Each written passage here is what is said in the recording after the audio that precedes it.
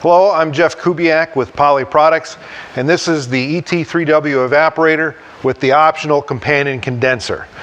It's optional in case you want to reclaim your evaporated water and get it back in the form of distilled water that you could reuse in your system. It also eliminates the need for exhaust from the evaporator going out of the building. It also eliminates the need for makeup air in your building, which is about 3,200 CFM of air coming into the building. This is a closed loop air system. There's no makeup air, there's no air exhaust, and you get your water back for reuse. An overview of the system, we do have a detailed video on the ET3W, but basically this is the solution inlet. This is the solution we want to evaporate. This is the air exhaust from the evaporator. Again, normally it's exhausted out of the building, very much like a laundromat clothes dryer would exhaust its humid air out of the building. Here it's being ducted into the inlet of the companion.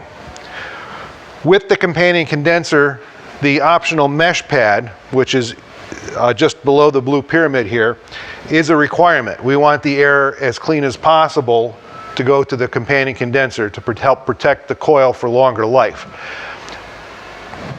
About once every 40 hours of use, you want to wash that mesh pad. So you turn the evaporator off, stop the airflow, stop the solution flow, and follow the instructions, but wash that mesh pad. It takes about 5 gallons of water, which will then re-enter the solution you're evaporating, but it's water well spent to keep the mesh pad clean. Again, about once a week if you're running one shift. Over here is the 180-degree exhaust ducting, which feeds the companion condenser inlet.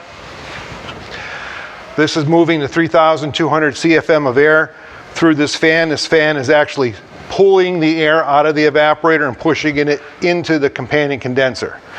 In the companion condenser, the air then moves across to this section here with the yellow lid. This yellow lid is covering a very big radiator. The air comes across the radiator and gets cold. Basically, for every 20 degrees, you drop the air temperature, you cut its water holding capacity in half. So you're condensing the water out of the airstream, very much like you would condense water on a glass of cold iced tea on a hot, humid day.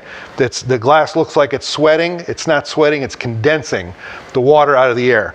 Same thing's happening here. That radiator is going to be condensing the water out of, it's going to be dripping with clean distilled water, which will accumulate and drain out of this 1-inch fitting in the bottom. These are the cold water fittings that normally go to your cooling tower or chiller. It's actually counterflowing, so we want the coldest point to be the last thing the air sees. So this is actually the cold water inlet. The water then moves backwards through the radiator counter to the airflow, and then the warmer water comes out of here to go back to the cooling tower or chiller to get cold again. We want it backwards because we want the air to get cooler and cooler and cooler as it passes through. So we want the last thing the air sees is the coldest part of the coil. It's the most efficient way to plumb it.